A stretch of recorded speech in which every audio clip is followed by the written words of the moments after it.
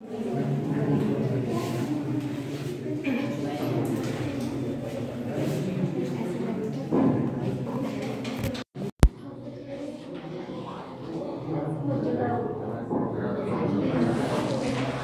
बच्चों, आज पहले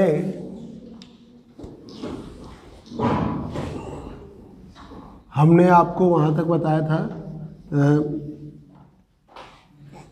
डबल रिफ्रैक्शन तक, है ना, पोलराइजेशन में। उस दिन तो क्लास रिकॉर्ड नहीं हो पा रही इसलिए पढ़ा दिया। न्यूटन रिंग एक्सपेरिमेंट पढ़ाया था। संडे को तुमको माइकलसन पढ़ाएंगे पूरा। संडे को क्लास में पूरा माइकलसन इंटरफेरोमीटर पढ़ाएंगे। देखिए, एक ही दिन पूरा बता देंगे, तो जिसको जो कंफ्यूजन हो वो संडे को पढ़ लेगा आके।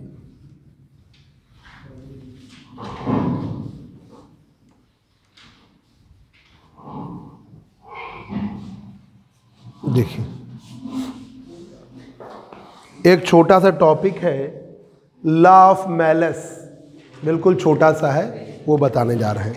देखो पद्मकांत, ये क्लासेस जो है अभी ऐप के अकॉर्डिंग, जहाँ तक ऐप में पढ़ाया था उसके आगे पढ़ा रहे हैं, ठीक है।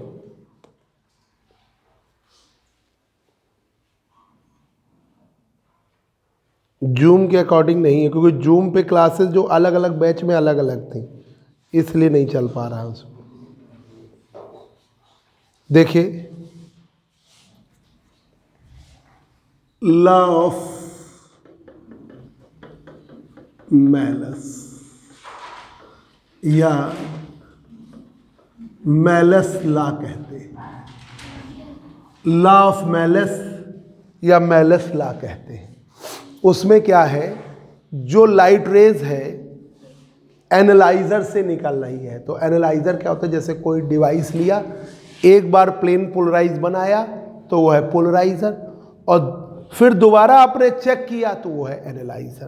तो प्लेन पोलराइज लाइट एनालाइजर से जो निकलती है, ठीक है। मतलब कोई भी डिवाइस, चाहे निकॉल प्रिज्म हो, चाहे आपने पोलराइड्स रख दिए या आपने टूरमलीन क्रिस्टल रख दिया, तो पहली बार निकले जिससे प्लेन पोलराइज बनेगा तो पोलराइजर कहलाएगा। फिर दोबारा जो निकलेगी, ठीक है, दोबारा आप दूसरी जब डिवाइस लोगे तो वो क्या कहलाएगी, एनालाइजर, ठीक है। तो एनालाइजर से निकलने वाली लाइट की इंटेंसिटी उसके प्लेन ऑफ पोलराइजर और प्लेन ऑफ ट्रांसमिशन या ऑप्टिक एक्सिस के एंगल के कॉस के स्क्वायर के डायरेक्टली प्रोपोर्शनल है। तो इंटेंसिटी जो है डायरेक्टली प्रोपोर्शनल है कॉस स्क्वायर थीटा के। ये है लॉ ऑफ मैलस, ठीक है। तो देखिए, इंटेंसिटी ऑफ लाइट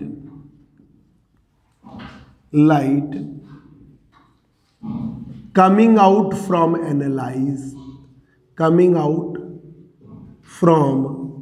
analyzer, जो निर्गत हो रही है, निकल रही है किससे, एनालाइजर से, coming out from analyser, is directly proportional to, बिल्कुल सरल भाषा में लिखते, directly proportional to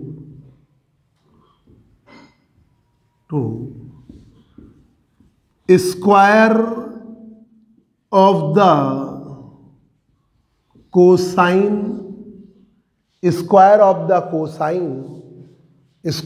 the cosine of angle between plane of polarisation, ठीक है, एंड प्लेन ऑफ ट्रांसमिशन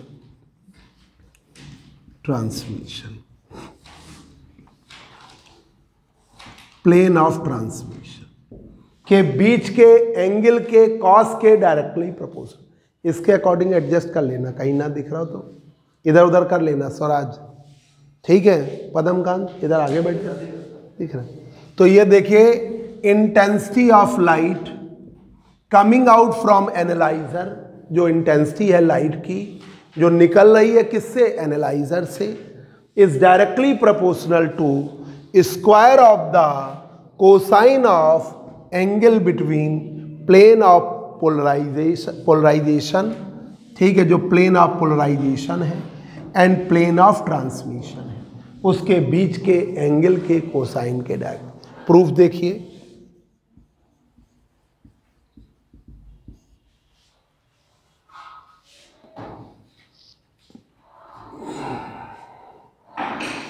बिल्कुल छोटा सा है, ये x ये y और इसके अकॉर्डिंग है प्लेन ऑफ पोलराइजेशन, ये plane of polarisation, plane of polarisation में ही लाइट चलेगी या प्लेन ऑफ वाइब्रेशन में लाइट चलेगी, तो प्लेन ऑफ पोलराइजेशन के अलोंग उसका एम्पलीट्यूड a है।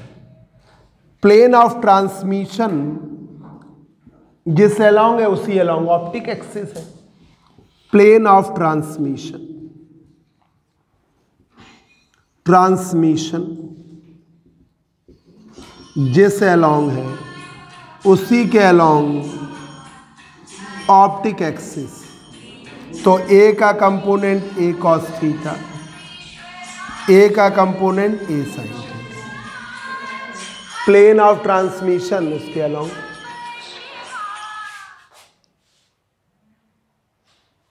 Plane of transmission, plane of transmission, और ये है आपका इसी के अलोंग ऑप्टिक एक्सिस। तो हमने दो प्रकार की रेज बताई थी, एक ई रेज और एक ओ रेज। ई रेज के वाइब्रेशन ऑप्टिक एक्सिस के अलोंग होते हैं, ओ रेज के वाइब्रेशन ऑप्टिक एक्सिस के परपेंडिकुलर। दो प्रकार की रेज है, एक ये वाली रे, इससे हम ई रेज कहे थे, याद है, ई रेज, और एक हम ये वाली रे कहे थे, सब बच्चों को याद है, ओ रेज। ठीक है, ये थी ई रेज, ये थी ओ रेज। तो ई रेज के वाइब्रेशन, ई रेज इसीलिए एक्स्ट्रा ऑर्डिनरी है, इसकी डिफरेंट डिफरेंट डायरेक्शन में वेलोसिटी डिफरेंट डिफरेंट है, ठीक है, और लॉ ऑफ रिफ्रैक्शन को ओबे नहीं करती है। तो ये जो ई रेज है ये आपकी ऑप्टिक एक्सिस के अलोंग या आसपास उसके वेक्टर जाते हैं। ओ रेज के वाइब्रेशन ऑप्टिक एक्सिस के परपेंडिकुलर जाते हैं। तो ओ रेज आपके कोई भी डिवाइस होती है उसमें लॉ ऑफ रिफ्रैक्शन को ओबे करती है, डिफरेंट डिफरेंट डायरेक्शन में वेलोसिटी सेम रहती है। तो ओ रेज और ई रेज, तो ई रेज के वाइब्रेशन ऑप्टिक एक्सिस के अलोंग ये रे, ओ रेज के वाइब्रेशन ऑप्टिक एक्सिस के परपेंडिकुलर। अब देखिए, खोल, अब देखिए इंटेंसिटी ऑफ लाइट, लाइट की जो इंटेंसिटी है वो मेन इसी पे है, तो a cos थीटा के स्क्वायर के डायरेक्टली प्रोपोर्शनल। ठीक है, तो intensity of light,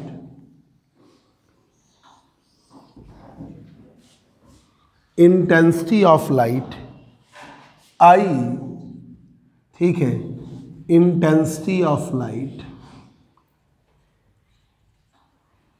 light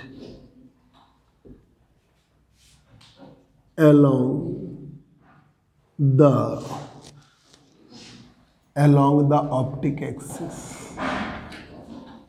optic axis के अलोंग I बराबर a cos थीटा का होल स्क्वायर, I बराबर a cos थीटा का whole square, a cos theta का होल स्क्वायर। वो तो मेरा बैच जो है पार्ट 1 का है ना 10:15, तो 9 सवा 9 तक हर हालत में आ जाओगे, ठीक है।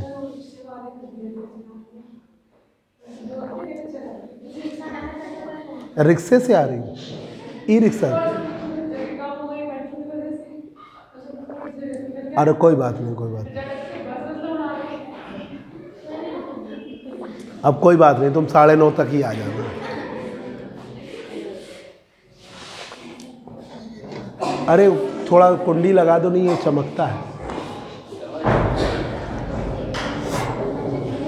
तो आई बराबर ए कॉस थीटा का, आगे बैठ जाओ, आई बराबर ए कॉस थीटा का होल स्क्वायर। तो ए स्क्वायर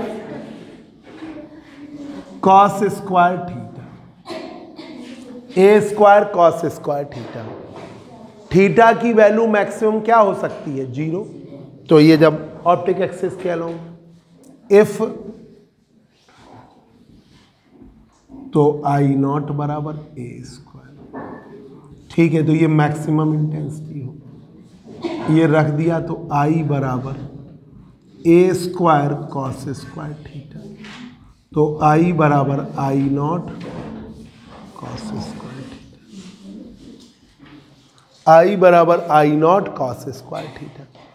आई नॉट क्या है? कांस्टेंट, ये उसी के आगे है, पोलराइजेशन में डबल रिफ्रैक्शन के आगे है। ठीक है, आई नॉट क्या है? कांस्टेंट। तो इंटेंसिटी डायरेक्टली जरा सा छोटा सा कॉस स्क्वायर, ये आपकी, तो इंटेंसिटी कौन, छोटा सा टॉपिक है। ठीक है, this is the required relation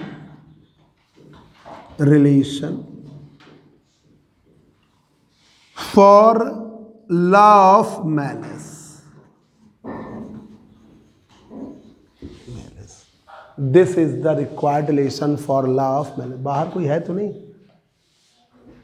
ऊपर से this is the required relation for law of malice, law of malice के लिए।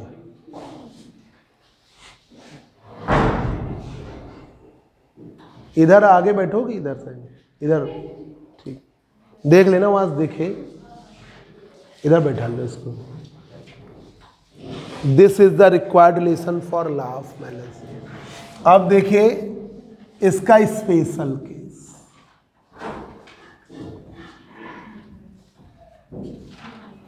Intensity of light,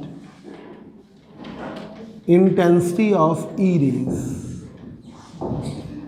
E rays की इंटेंसिटी, न्यूमेरिकल के लिए भी है ये, ई रेस की intensity I E a cos theta का होल स्क्वायर। तो ई रेस की इंटेंसिटी है a square cos square theta. ये एक न्यूमेरिकल के लिए है, a square cos square theta. O rays की intensity, intensity of O rays I O बराबर ए साइन थीटा का whole square, A sine theta का whole square, A square sine square theta, A square sine square theta. तो ये ई rays और ओ rays के लिए ratio में इक्वेशन 5,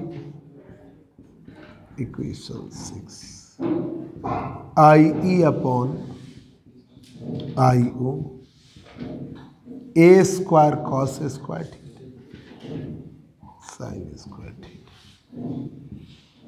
तो I E upon I O cos square theta sine, cos square theta plus sine square theta. ये है आपका एक लॉ ऑफ मैलेस। ये न्यूमेरिकल के, जैसे आपसे पूछ लिया जाएगा कि प्लेन ऑफ पोलराइजेशन और प्लेन ऑफ ट्रांसमिशन के बीच का एंगल 30 डिग्री है, तो ई रेज और ओ रेज की इंटेंसिटी का क्या रेशियो होगा? तो I E upon I O cos square theta plus upon sine square लगा दीजिए। 60 डिग्री का एंगल है तो क्या होगा? तो ये न्यूमेरिकल के लिए है आपका। तो ये एक इम्पॉर्टेंट टॉपिक हो गया। ठीक है, नोट कर लीजिए, जिसके पास ना हो नोट कर लीजिए।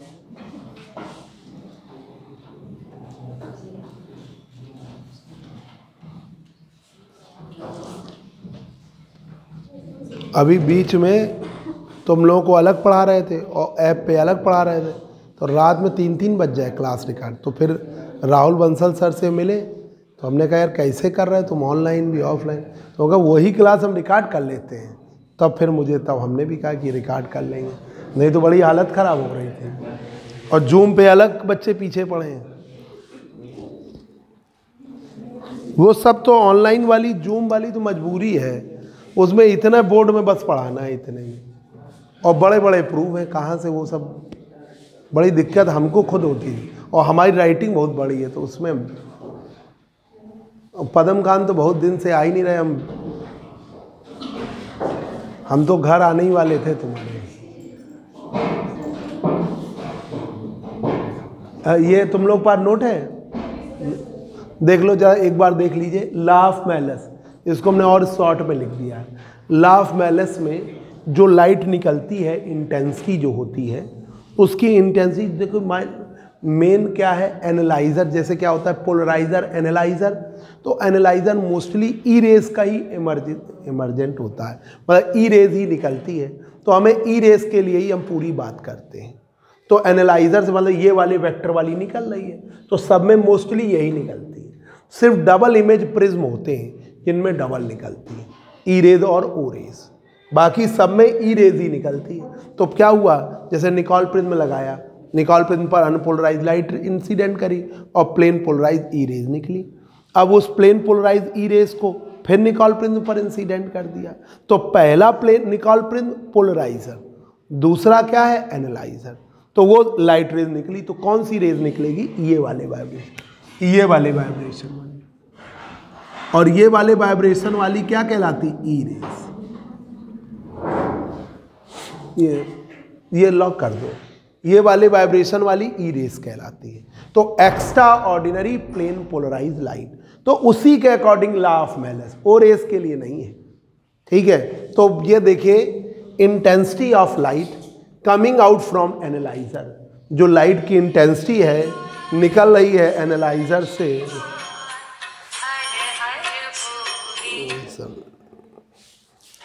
जो इंटेंसिटी ऑफ लाइट है, एक मिनट दो,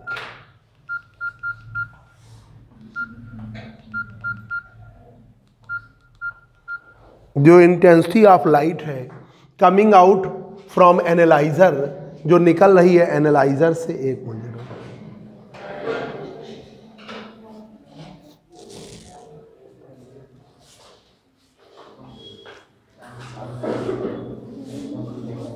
हाँ भाई साहब, हम 11 बजे लेते हुए जाएंगे कॉलेज। हाँ 30, उससे क्लर्क से हमने एक बार और पूछा था, 32,850 रुपये लगेंगे। हाँ फ़ोन हमने कहा था एक बार करेक्ट करके भेज दो, तो उसे 32,850 रुपये लगेंगे। ठीक है, ठीक। तो देखिए, intensity of light coming out from analyser is directly proportional to square of the cosine of the angle between plane of polarisation and plane of transmission. मतलब एनालाइजर से जो लाइट निकल रही, तो एनालाइजर का मतलब निकोल प्रिज्म है, पहला निकोल प्रिज्म पोलराइजर और दूसरा है एनालाइजर। तो जो लाइट निकल रही है उसकी इंटेंसिटी कॉस स्क्वायर थीटा के डायरेक्टली प्रोपोर्शनल।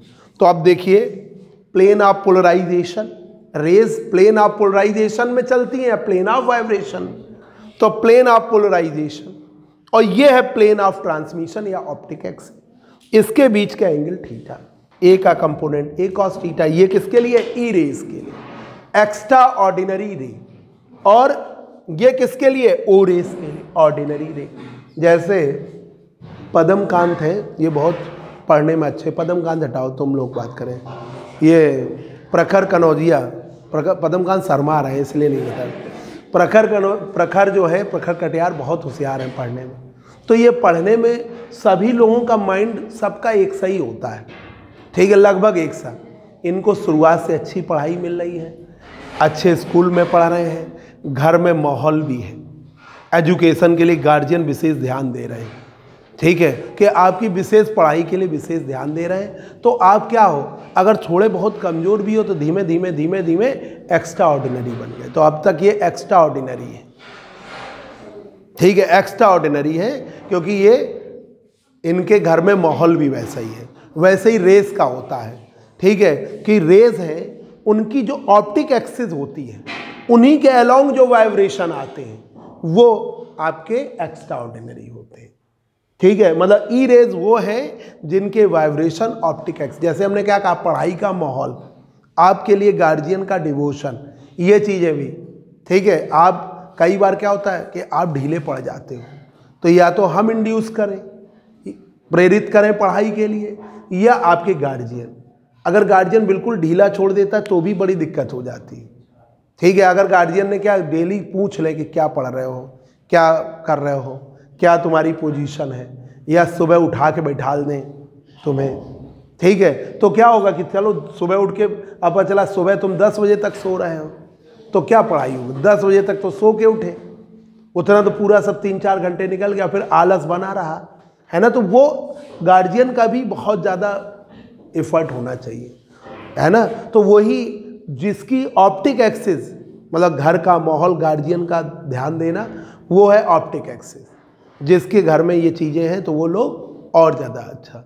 अब जैसे जो बाहर के आए वो कहीं गार्जियन तो है नहीं, पर आपको तो बाहर से घर पे यहीं भेजा गया, तो आपके पास और कोई काम भी तो नहीं है ना, टीवी कमरे पे लगा है, बस मोबाइल है, थोड़ी बहुत देर देख लिया, उसके बाद आप क्या करोगे? पढ़ाई करोगे। तो आपको पास तो पूरे 24 घंटे में कोचिंग छोड़ के पूरा समय यही, खाना भी नहीं बनाना है। 2 घंटे लगते हैं अच्छा, खाना बनाने में, खाने में। अच्छा, तो इनको खाना बनाने या खाने में बहुत वेस्टेज हो रहा टाइम, पर और अदर चीज़ों से आप बचे हो, घर में रहोगे थोड़े बहुत। अब तुम बहुत प्रॉब्लम बता दिए। तो देखिए, तो यहाँ पर प्लेन ऑफ पोलराइजेशन और प्लेन ऑफ एनालाइजर, ये ऑप्टिक एक्सिस, इसके अलोंग है वाइब्रेशन ई रेज के, ठीक है।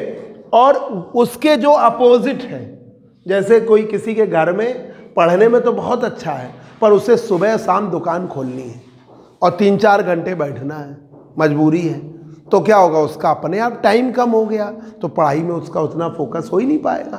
तो वो जस्ट अपोजिट, ऑर्डिनरी। तो ऑर्डिनरी रेज ऑप्टिक एक्सिस के परपेंडिकुलर। तो ये जो लॉ ऑफ मैलेस है वो एक्स्ट्रा ऑर्डिनरी के लिए है, ऑर्डिनरी के लिए नहीं है। तो intensity of light along optic axis I A cos theta का whole square, A square cos square. अगर थीटा 0 है तो theta not a square cos 0 की वैल्यू 1, ये हमने वैल्यू रख दिया। तो आई बराबर I naught cos, I naught constant है तो ये आ गया। अब ई रेस के वाइब्रेशन इसके अलोंग है, तो आई ई बराबर ए कॉस थीटा का स्क्वायर, तो A square cos square. O rays के वाइब्रेशन इसके अलोंग है, तो आपका आई ओ बराबर ए स्क्वायर साइन स्क्वायर, तो I E upon I O A square cos का थीटा ए स्क्वायर साइन। ये वाला न्यूमेरिकल के लिए इंपॉर्टेंट है। बस थीटा पूछ दिया जाएगा और आपसे पूछा जाएगा एक्स्ट्रा ऑर्डिनरी ऑर्डिनरी की इंटेंसिटी का क्या रेशियो है, ये आपको, ये main important. Law of malice उतना इंपॉर्टेंट नहीं। अब आइए जरा हाइगेन्स थ्योरी डबल रिफ्रैक्शन के लिए, ये बड़ा इंपॉर्टेंट, आगे के लिए यही चीजें आपके लिए चलने वाली हैं, जरा ध्यान दीजिएगा।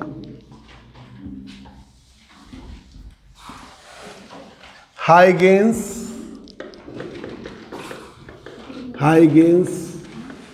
थ्योरी फॉर डबल रिफ्रैक्शन, या हम इसे ये कहते हैं Huygens secondary wavelet theory for double refraction. Huygens secondary wavelet theory for double refraction बहुत इंपॉर्टेंट है। Huygens secondary wavelet theory for double refraction.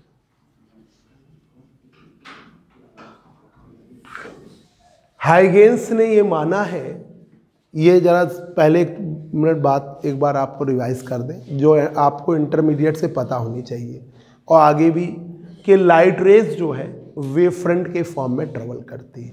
ये हाइगेंस की थ्योरी है, इसी पे पूरा चल रहा है। ठीक है, जैसे ये ट्यूबलाइट है, इससे लाइट रेज एमिट होगी, तो यहाँ पर चारों तरफ, इस तरफ, सब तरफ लाइट रेज निकल रही हैं। ठीक है, और जब निकल रही हैं तो एक इमेजिनरी सरफेस मानेंगे, उसे कहेंगे वेव फ्रंट। जो इमेजिनरी सरफेस होगा वो वेव, ऐसे भाई जैसे ये ट्यूबलाइट है तो चारों तरफ बनाओगे तो ये वेव फ्रंट बनेगा, और वो वेव फ्रंट अगर लेंथ वाइज है तो कैसा बनेगा, सिलेंड्रिकल। और अगर ये एलईडी है गोल तो चारों तरफ गोल बनेगा, तो स्फेरिकल। तो लाइट रेज जो है स्फेरिकल वेव फ्रंट या सिलेंड्रिकल वेव फ्रंट के फॉर्म में ट्रेवल करती है। लाइट रेज जो है स्फेरिकल वेव फ्रंट या सिलेंड्रिकल वेव फ्रंट के फॉर्म में ट्रेवल करती है। जो लाइट जिससे बनती है, जो वेव फ्रंट बनता है, वो प्राइमरी वेवलेट्स, आगे जो निकलती हैं वो सेकेंडरी वेवलेट्स। ठीक है, ये हाइगेंस की थ्योरी है। जिसको कंफ्यूजन हो अलग से ऊपर लिख ले, अलग से ऊपर लिख ले। लाइट जो है वेव फ्रंट के फॉर्म में प्रोपोगेट करती है, ये अलग से बना लीजिए कि जैसे ये सोर्स है, अब इससे फिगर बना लो, लिख थ्योरी भी ना लिखो, ये आपका वेव फ्रंट। ठीक है, किससे बनी, प्राइमरी वेवलेट्स। ये जो लाइट के जो है लाइट रेज कहें तो लाइट रेज में जब वेवफ्रंट की बात करते हैं तो जिससे बनता है वो प्राइमरी वेवलेट्स कहलाती हैं। अब जो आगे निकलेंगी जो वेवफ्रंट से, वो है सेकेंडरी वेवलेट्स। सेकेंडरी वेवलेट्स, द्वितीयक तरंगिकाएं, तरंग तो इन्हें कहते तरंगिकाएं। प्राइमरी वेवलेट्स प्राथमिक तरंगिकाएं, इंटरमीडिएट में पढ़ा था। आगे जो निकल रही है सेकेंडरी वेवलेट्स, फिर आगे जो वेवफ्रंट बनेगा, तो ये जो सेकेंडरी है नेक्स्ट वाले के लिए प्राइमरी। ये किसकी तरह वर्क करेगी, primary, as a primary wavelets, primary wavelets. और आगे जो निकलेंगी वो है सेकेंडरी वेवलेट्स, सेकेंडरी। ये उसमें भी आपका डिफ्रैक्शन में भी बहुत यूज होना है।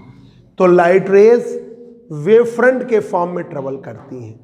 आपका पॉइंट सोर्स है तो spherical wave front, line source है तो सिलेंड्रिकल वेव फ्रंट। ज़्यादा ट्रेवल करते करते करते, मतलब लॉन्ग डिस्टेंस या इनफाइनाइट डिस्टेंस के बाद वेव फ्रंट क्या हो जाता है, प्लेन। वो वेव फ्रंट आपका प्लेन वेव फ्रंट बन जाता है। तो लाइट रेज वेव फ्रंट के फॉर्म में ट्रेवल करती हैं। ठीक है, वेव फ्रंट जो बनता है वो प्राइमरी वेवलेट से आगे निकलती है सेकेंडरी वेवलेट। फिर जो सेकेंडरी है नेक्स्ट वाले के लिए प्राइमरी, फिर निकलेंगी सेकेंडरी। तो ये एक थ्योरी है सेकेंडरी वेवलेट थ्योरी, ये जनरल थी। अब डबल रिफ्रैक्शन में लगाएंगे तो डबल रिफ्रैक्शन में बताया कि जैसे आपने अनपोलराइज लाइट इंसिडेंट करी, तो ये देखिए अनपोलराइज लाइट इंसिडेंट करी डबली रिफ्रैक्टिंग क्रिस्टल पर, डबली रिफ्रैक्टिंग क्रिस्टल पर अनपोलराइज लाइट इंसिडेंट करी।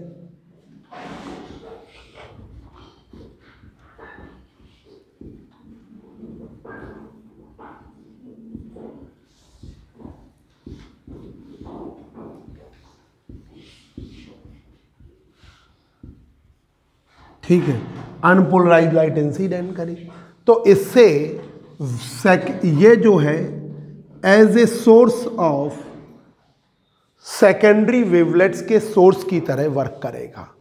और यहां से सेकेंडरी वेवलेट्स निकलेंगी ई रेस के लिए,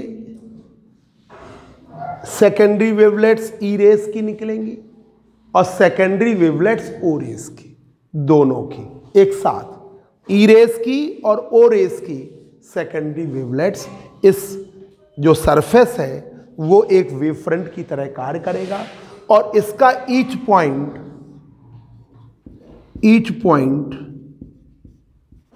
आपका ये मान लीजिए ई रेस का है, दोनों एक साथ निकल रहे हैं, वो बनाने में एक साथ नहीं बना पाएंगे। ये ओ रेस का है, ठीक है। तो ई रेस का सेकेंडरी वेवलेट्स निकलेंगे और वो इलिप्टिकल वेव फ्रंट बनाएंगे, क्योंकि उनकी डिफरेंट डिफरेंट डायरेक्शन में वेलोसिटी डिफरेंट डिफरेंट है। और ओ रेस के सेकेंडरी वेवलेट्स निकलेंगे, वो स्फेरिकल वेव फ्रंट बनाएंगे। ये बनाएंगे इलिप्टिकल और ये बनाएंगे स्फेरिकल। स्फेरिकल ये बनाएंगे स्फेरिकल। ये बड़ा मेन कॉन्सेप्ट है आगे के थ्योरी के लिए। तो लिखिए, when light is incident on the surface of doubly refracting crystal, when light is incident, when unpolarized is incident on the surface of doubly refracting crystal. When light is incident on the surface of doubly refracting crystal, जब light incident होती है किस पर? Surface of doubly refracting crystal, doubly refracting crystal के surface पर, ठीक है। When light unpolarised light is incident on the surface of doubly refracting crystal, then each point of the surface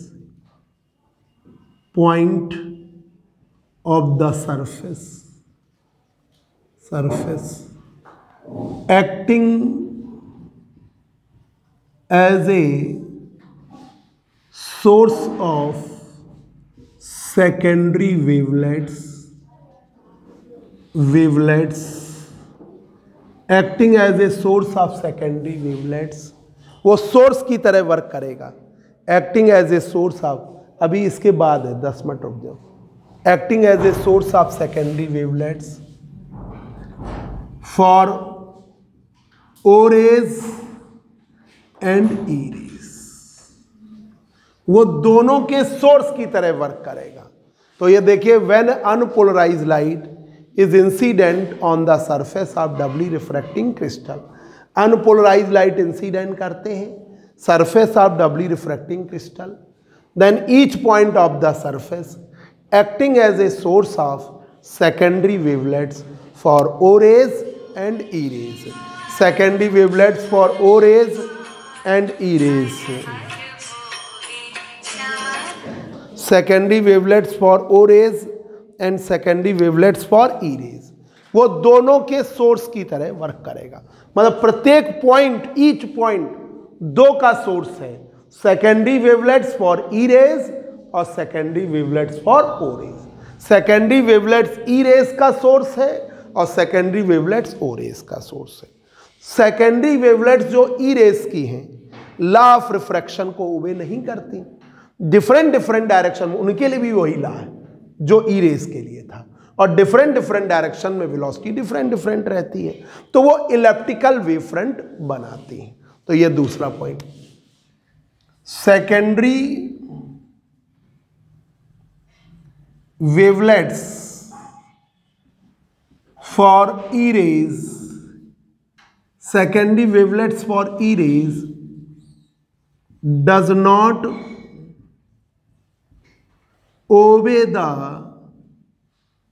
law of refraction, does not obey the law of refraction, ओबे नहीं कर, मतलब जो secondary wavelets E raise की हैं वो law of refraction को obey नहीं करती, does not obey the law of refraction, and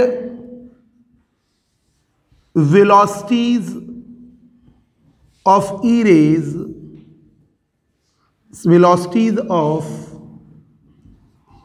secondary wavelets, velocity of secondary wavelets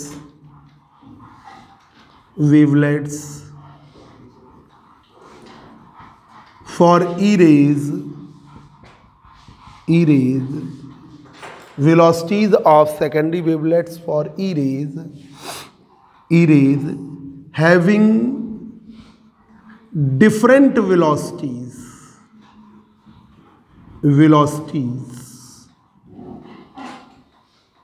in different direction,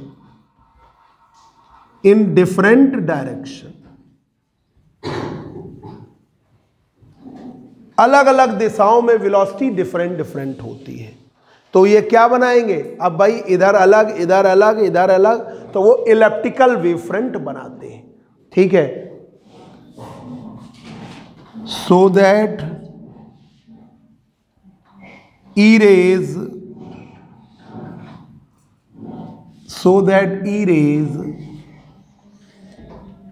forming the, so that x ये गड़बड़ लिख रहे हैं, so that secondary wavelets for E rays, wavelets of E rays forming the elliptical wavefront,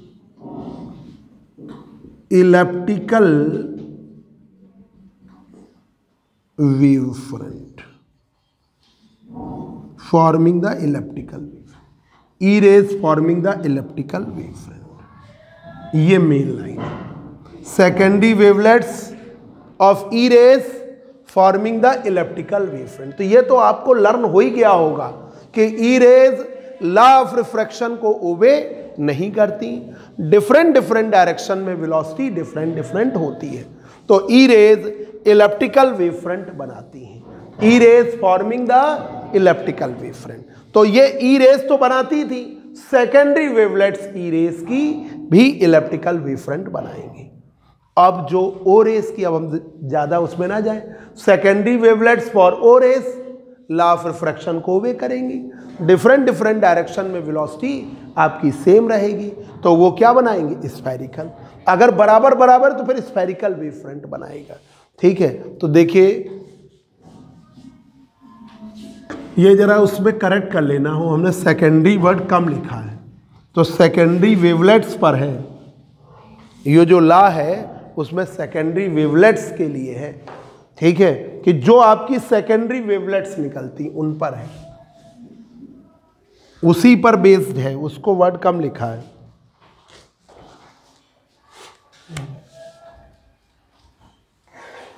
तीसरा point, secondary wavelets of O rays, secondary wavelets for O rays. Sunday को हम कितने बजे बुला लें तुम लोगों को? मैथ का क्लास इन लोगों का बताओ कितने बजे?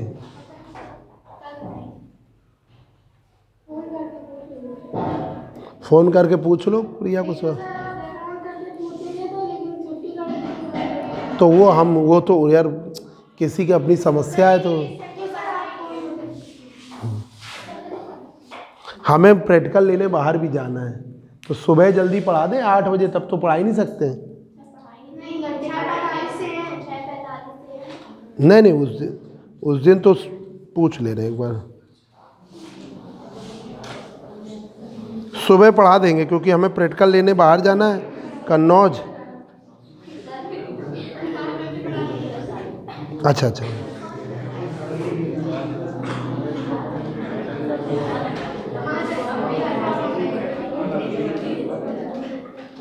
भाई 8:30 से उन्होंने उसको बुलाया है, तो पार्ट 1 वाले को तो कोई दिक्कत नहीं होगी, 8, 8:15, 8:30 कर देंगे। क्लास रिकॉर्ड कर रहे होंगे ना? हाँ सर, क्लास रिकॉर्ड तो नहीं कर रहे हैं।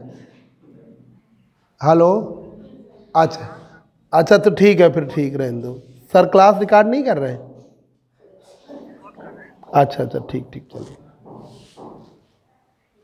8:15 से रख देते हैं। ठीक है, संडे को 8:15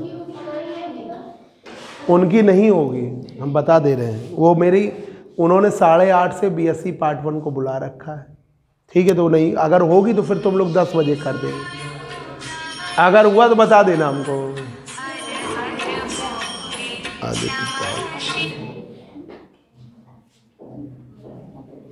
देखिए जल्दी से, secondary wavelets for O rays. देखिए secondary wavelets for O raise.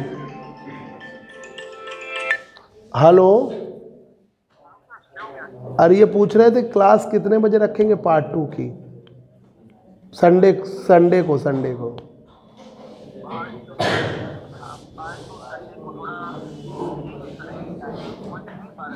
अच्छा तो ठीक है, हाँ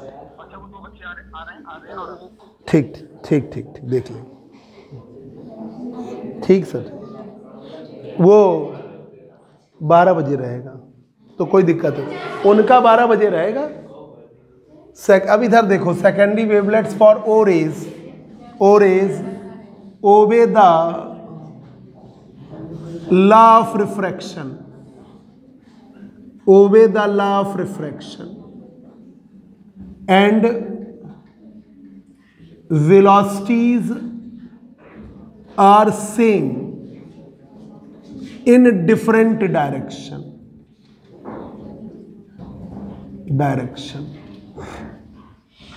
and velocities are same in different direction, और velocities जो है सेम है different directions and they forming, क्या बनाएंगे? They forming spherical wave front. ये क्या बनाते हैं? Spherical wave front. Secondary wavelets for O rays obey the law of refraction and velocities are same in different direction and they forming the spherical wave front. ये बनाते हैं elliptical wave front, वो बनाते हैं स्फेरिकल। ठीक है, मतलब e raise बनाएंगी इलेप्टिकल वेव फ्रंट, ओ रेज की सेकेंडरी वेवलेट्स बनाएंगी स्फेरिकल वेव फ्रंट। अब बताइए जरा, क्रिस्टल 2 प्रकार के हैं, आपको बताया था कैल्साइट और क्वार्ट्ज। कैल्साइट का जो नेचर है और क्वार्ट्ज का नेचर है वो एक दूसरे के अपोजिट है। एक मिनट,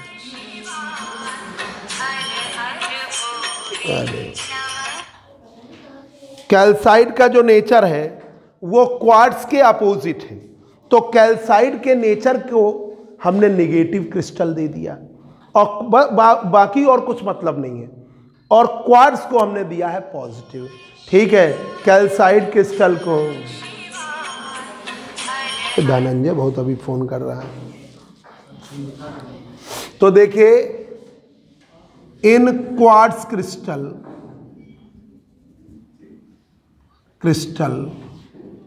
या हम उसे क्या कहते हैं? Positive crystal. जरा बताइए पद्मकांत, किसका रिफ्रैक्टिव इंडेक्स ज्यादा है? नहीं, रिफ्रैक्टिव इंडेक्स की बात करो। म्यू ई और इसमें होता है म्यू ओ।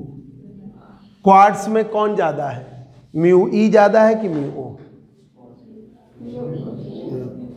क्वार्ट्ज क्रिस्टल में ये याद करना पड़ेगा, ई रेस का रिफ्रैक्टिव इंडेक्स ओ रेस से ज्यादा होता है। ठीक है, तो ओ रेस से ज्यादा होता है, तो इस इलेप्टिकल वेव फ्रंट ई रेस के लिए इलेप्टिकल है, ओ रेस के लिए तो गलत तो नहीं बता गई? देखो जरा किसका ज्यादा है? क्वार्ट्ज क्रिस्टल म्यू ई का ज्यादा है, तो क्वार्ट्ज क्रिस्टल में म्यू ई का ज्यादा होता है म्यू ओ से, तो ई रेस का के लिए बनेगा इलेप्टिकल, ओ रेस के लिए बनेगा स्फेरिकल। तो elliptical wave front spherical wave front के अंदर आएगा, मतलब जिसका रिफ्रैक्टिव इंडेक्स ज्यादा है वो स्लो चलेगा और जिसका रिफ्रैक्टिव इंडेक्स कम वो तेज चलेगा। तो उस स्थिति में स्फेरिकल वेव फ्रंट के अंदर इलेप्टिकल वेव फ्रंट आएगा। ये ठीक है, ये है आपका ई रेस के लिए, ये है आपका ओ रेस के लिए। ठीक है, ई रेस के लिए, ये है ओ रेस के लिए।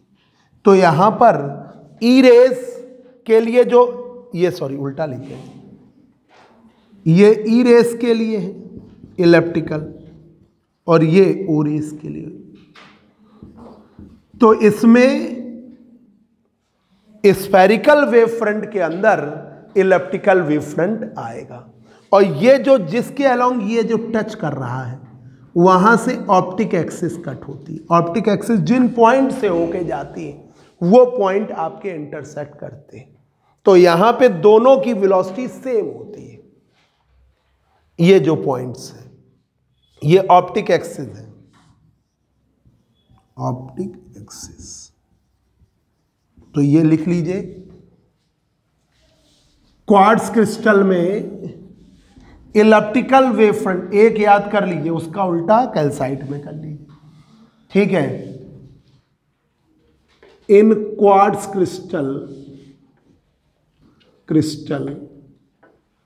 क्वार्ट्ज क्रिस्टल में इलिप्टिकल वेव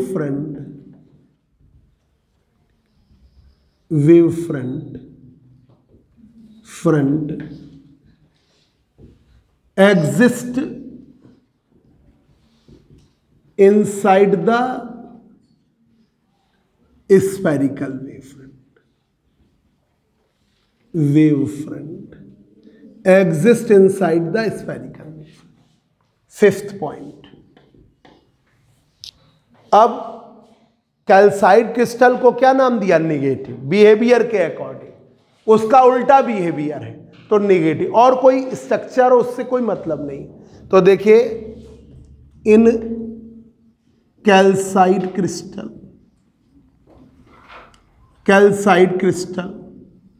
या हम उसे क्या कहते हैं? Negative crystal. निगेटिव क्रिस्टल में म्यू ओ बड़ा म्यू ई से उल्टा कर लीजिए। म्यू ओ बड़ा, ऑर्डिनरी का रिफ्रैक्टिव इंडेक्स एक्स्ट्रा ऑर्डिनरी से ज़्यादा। रिफ्रैक्टिव इंडेक्स निकालने का बहुत इजी तरीका है कि लाइट की वेलोसिटी एयर और वैक्यूम में और लाइट की वेलोसिटी उस क्रिस्टल में। तो आगे जैसे ओ रेज की निकालनी है, ओ रेज और ई रेज दोनों की वेलोसिटी लाइट में तो सेम है, एयर और वैक्यूम में तो सेम है, 3 × 10⁸, पर कैल्साइट क्रिस्टल में अलग है, क्वार्ट्ज क्रिस्टल में अलग है। तो वो वेलोसिटी ओ रेज की एयर और वैक्यूम में और वेलोसिटी ओ रेज की क्रिस्टल में, कैल्साइट क्रिस्टल में। वेलोसिटी ई रेज की एयर और वैक्यूम में, वेलोसिटी ई रेज की क्रिस्टल में, इसका रेशियो, तो वो कहलाता है रिफ्रैक्टिव इंडेक्स। तो ओ रेज का रिफ्रैक्टिव इंडेक्स ई रेज से ज्यादा है, तो ई रेज तेज चलेंगे, ओ रेज स्लो चलेंगे। तो इस स्थिति में इलिप्टिकल वेव फ्रंट के अंदर स्फेरिकल वेव फ्रंट जाएगा। ये आपका, ये है ओ के लिए और ये है ई रेज के लिए। तो इलिप्टिकल के अंदर, इलिप्टिकल वेव फ्रंट के अंदर स्फेरिकल वेव फ्रंट जाएगा, ठीक है। तो ये आपका ई, और ऑप्टिक एक्सिस के अलोंग देखिए ये पॉइंट्स इंटरसेक्ट करेंगे। तो ये दो चीजें आपको याद रखनी है। तो अब अगले टर्न पर हम आपको मंडे को क्वार्टर वेव प्लेट और हाफ वेव प्लेट एक ही टर्न पे, संडे को 8 बजे, 8:15 बजे तक आपको हम पूरा माइकलसन इंटरफेरोमीटर पढ़ाएंगे, पूरा पढ़ा देंगे, ठीक है। 9:30 तक पढ़ाएंगे और पूरा पढ़ा देंगे। माइकल न्यूटन पूरा हो गया तुम्हारा, अब माइकलसन पूरा, ठीक है। उसकी क्लास रिकॉर्ड नहीं करनी, पूरा बोर्ड में पढ़ाएंगे, ठीक है। चलिए बस करिए बच्चों।